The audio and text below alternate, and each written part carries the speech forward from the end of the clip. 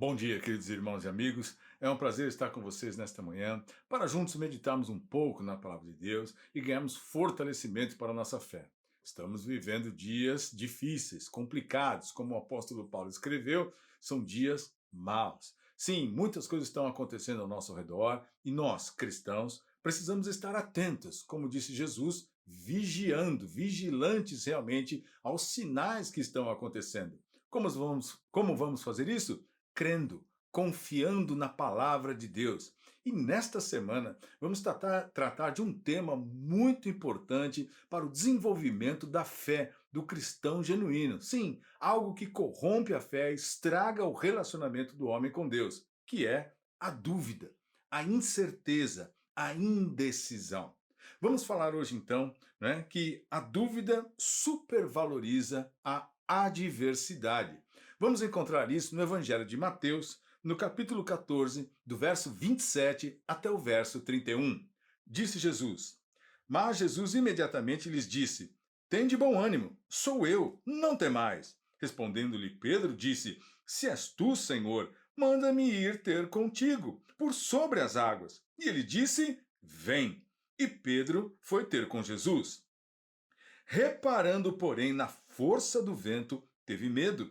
E começando a submergir, a afundar, gritou: Salva-me, Senhor! E prontamente Jesus, estendendo a mão, tomou-o e lhe disse: Homem de pequena fé, por que duvidaste?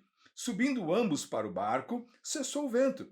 E os que estavam no barco o adoraram, dizendo: Verdadeiramente és filho de Deus. Então, como nós vemos aqui, um momento de um milagre maravilhoso quando Jesus estava andando sobre as águas, não é? E quando os discípulos o viram, ficaram assustados. Mas Pedro, então, diz a Jesus: Se é o Senhor, diga-me que eu vá até o Senhor andando sobre as águas. O que Jesus disse? Vem. Pedro desce do barco. Pedro começa a dar os passos sobre a água. Mas o vento era forte. E ele começou a reparar que aquilo que ele estava fazendo era impossível de ser feito. Então Pedro teve medo.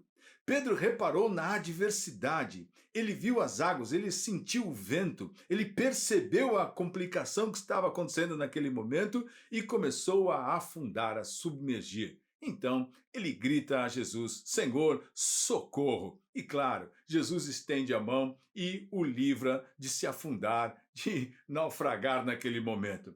Mas olha só, muitos cristãos têm vivido desta maneira. Veja, por que estudamos a Bíblia?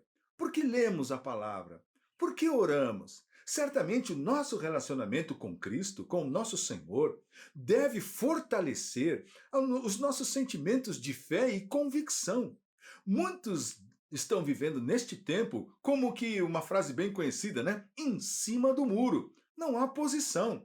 Estão tomados pelo medo, estão divididos pelas incertezas, estão enfraquecidos exatamente por causa da dúvida, porque estão reparando nas dificuldades políticas, sociais, não é? De governo, financeiras, econômicas, muitas coisas estão acontecendo. Ora, e a palavra de Deus, o próprio Cristo nos ensina que os sinais da sua vinda vão aumentar cada vez mais e o mundo vai piorar com relação às epidemias, às guerras, às complicações, à violência, à maldade, à perversidade, e tudo isso já tem acontecido. Muito bem, se estas coisas são reais, o cristão deve viver dominado por elas? É evidente que não. Então, a exemplo de Pedro, Jesus está chamando a igreja: vem. Jesus está chamando a igreja a viver aquilo que é impossível, porque sim, os dias são difíceis, mas espera, nós seremos dominados? Ficaremos enfraquecidos?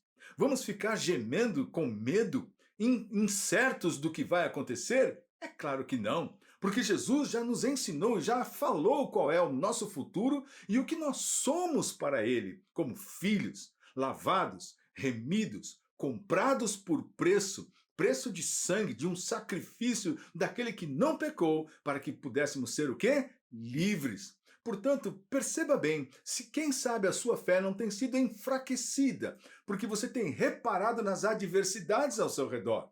A falta de dinheiro, ou quem sabe de uma oportunidade, ou o desemprego, ou a casa, enfim, tantas complicações que têm acontecido nesse tempo.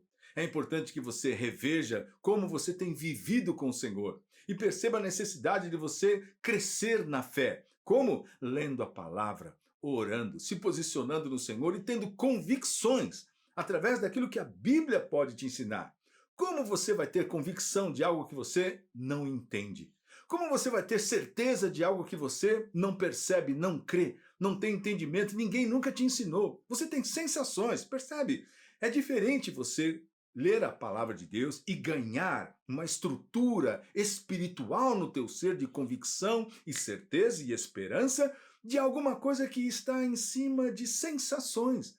Você não pode ter uma fé baseada em sensação. Você precisa ter uma fé baseada na palavra e nas promessas do Todo-Poderoso.